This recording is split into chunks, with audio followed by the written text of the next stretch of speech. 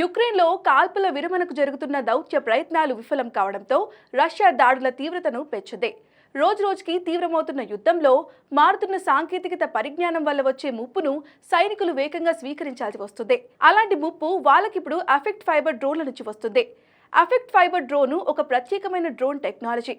సాధారణంగా radio communication ద్వారా నియంత్రించబడే డ్రోన్ల కంటే భిన్నంగా ఉంటుంది.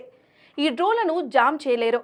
గత కొంతకాలంగా యుద్ధంలో రష్యన్లను ముందుకు దూసుకెళ్లడానికి ఈ తరహా డ్రోన్ టెక్నాలజీ ప్రధాన కారణంగా కనిపిస్తుంది. ఆపరేషన్ స్పైడర్ వెబ్ ని సక్సెస్ చేసి రష్యాకు పెద్ద షాక్ ఇచ్చింది యుక్రెయిన్. ఏకకాలంలో వేల కిలోమీటర్ల దూరంలో వేరువేరు అణుస్థావరాలపై దాడి చేయడం చూసి ప్రపంచం విస్తుపోయింది. ఈ దాడుల్లో దాదాపు 40 న్యూక్లియర్ బాంబర్స్ ధ్వంసమయ్యారని అంటున్నారు. వీటి విలువ 60,000 కోట్ల రూపాయలు. మీడియా, సోషల్ మీడియాలో ఈ ఘటనను రష్యా పర్ల్ హార్బర్ అని అంటున్నారు.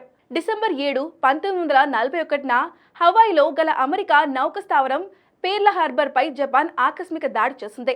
ఆపరేషన్ స్పైడర్ వెబ్ ని సక్సెస్ చేసి రష్యాకు పెద్ద షాక్ ఇచ్చింది యుక్రెయిన్. ఏకకాలంలో వేల కిలోమీటర్ల దూరంలో వేరువేరు అణుస్థావరాలపై దాడి చేయడం చూసి ప్రపంచం విస్తుపోయింది. ఈ దాడుల్లో దాదాపు 40 న్యూక్లియర్ బాంబర్స్ ధ్వంసమయ్యారని అంటున్నారు. వీటి విలువ 60,000 కోట్ల రూపాయలు. డిసెంబర్ 7, 1941న హవాయిలో గల అమెరికా నౌక స్థావరం పర్ల్ హార్బర్ పై జపాన్ ఆకస్మిక దాడి చేసింది. అమెరికా నావిక బలాన్ని త్వరగా బలహీనపరచడంతో పాటు వ్యూహాత్మకంగా కీలకమైన చమురు స్థావరాలను స్వాధీనం చేసుకోవాలనే లక్ష్యంతో జపాన్ ఈ దాడికి పాల్పడింది. ఇప్పుడు సరిగ్గా యుక్రెయిన్ కూడా రష్యా అణు సామర్థ్యాన్ని దెబ్బతీయాలని లక్ష్యంతో దాడి చేసింది. అయితే దాడి విజయవంతమైంది, కానీ భవిష్యత్తు ఫలితాలు ఆశించిన విధంగా ఉండకపోవచ్చు. పర్ల్ హార్బర్ దాడి తర్వాత అమెరికా సెకండ్ వార్లో మిత్ర రాజ్యాల దళాలతో జతకట్టింది. అంతేకాదు, పర్ల్ హార్బర్ దాడికి ప్రతీకారంగా హిరోషిమా, నాగసాకి నగరాలపై అణుబాంబులు ప్రయోగించిందని అంటారు. ఇప్పుడు పుతిన్ కూడా యుక్రెయిన్ మీద అణ్వాయుధ ప్రయోగానికి దిగుతారా అనేది చెప్పలేము. కానీ ఆ అవకాశాన్ని ఎవరూ కొట్టిపారేయట్లేదు. మరోవైపు విదేశాంగ నిపుణుల నుంచి భిన్నమైన అభిప్రాయాలు వ్యక్తమవుతున్నాయి.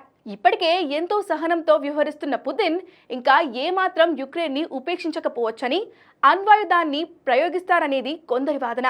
అయితే మరికొందరు మాత్రం రష్యా అలాంటి తొందరపాటు చర్యకు దిగకపోవచ్చు, కానీ మరింత విధ్వంసానికి పాల్పడవచ్చని అంటున్నారు. పుతిన్ కు కావాల్సింది సాధ్యమైనంత ఎక్కువ భూభాగాన్ని ఆక్రమించడం, తన డిమాండ్లకు యుక్రెయిన్ తలొగ్గేలా ఒత్తిడి తేవడం మాత్రమే.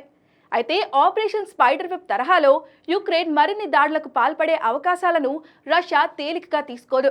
యుక్రెయిన్ పెద్ద గుణపాఠం చెప్పడానికైనా రష్యా ప్రతీకార దాడి ఓ రేంజ్లో ఉంటుందని మాత్రం అందరూ అంగీకరిస్తారు.